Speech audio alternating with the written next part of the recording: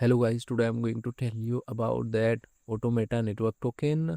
Now before I start the video, let's say my legal disclaimer. This video is only for educational purpose. Do your own research for the investing. According to the white paper, Automata Network is a decentralized infrastructure protocol that provides verifiable hardware anchored computation for AI agents and other on-chain applications, enabling trustless execution across multiple blockchains.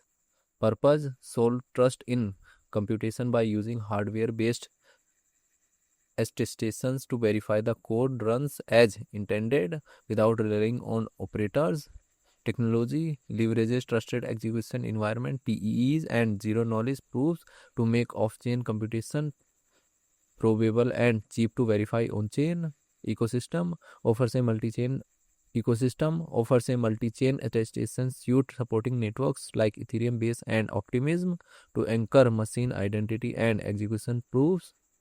Automata Network project institution rating is 4. Automata Network token total supply is 1 billion and circulating supply is around 971.29 million.